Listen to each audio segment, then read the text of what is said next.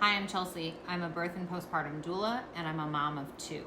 And today I want to talk about one of the most important things that you can do to avoid birth trauma. And it's choosing a provider. A lot of people end up just kind of wishy-washy about providers, and they show up with these beautiful, laminated birth plans to their birth location, and it's not until their actual birth that they realize their provider doesn't really believe in informed consent. Their provider doesn't care what their birth plan said, and their provider has an incredibly high C-section rate. That sucks. And so do the research, and let's find somebody who is supportive of what you want for your birth. So the first thing that you need to do is you need to choose a location, because not all providers have rights in all locations. And so that means you're thinking about your drive time. Are you driving anywhere? What hospitals are in your area? What birthing centers are in your area? Or are you interested in a home birth?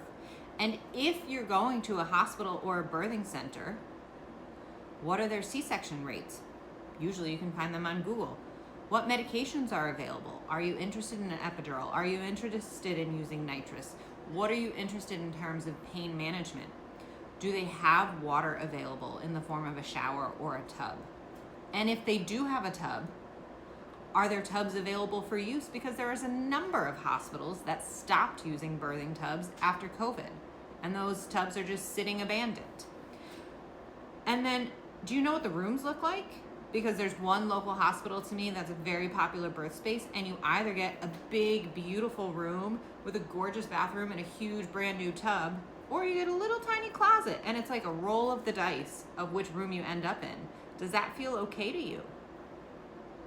Once you've settled on a birthing location, it's time to start looking for a provider.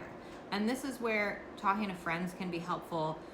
Jumping on mom groups can be helpful to kind of get people's true feedback on their experiences with these providers.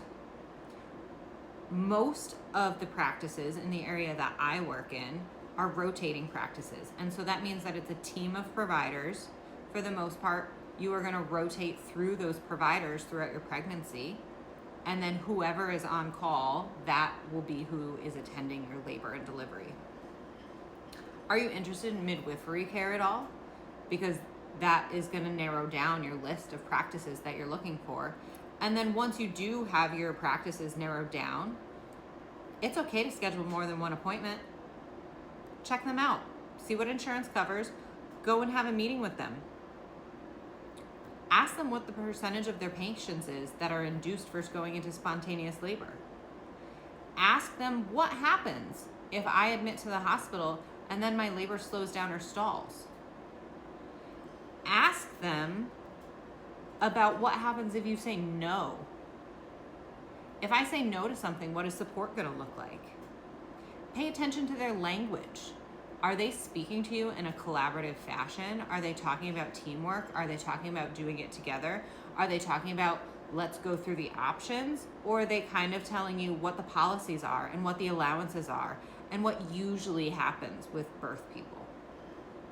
Or birthing partners, I should say. And so at the end of these appointments, do you feel heard and respected? Or do you feel like you were brushed off and minimalized?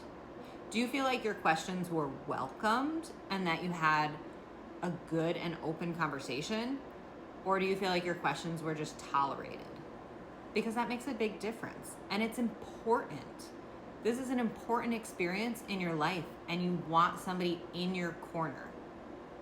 So do the research. And if you didn't do the research and you feel like you're stuck, it's okay to switch. You can switch providers at any point in your pregnancy.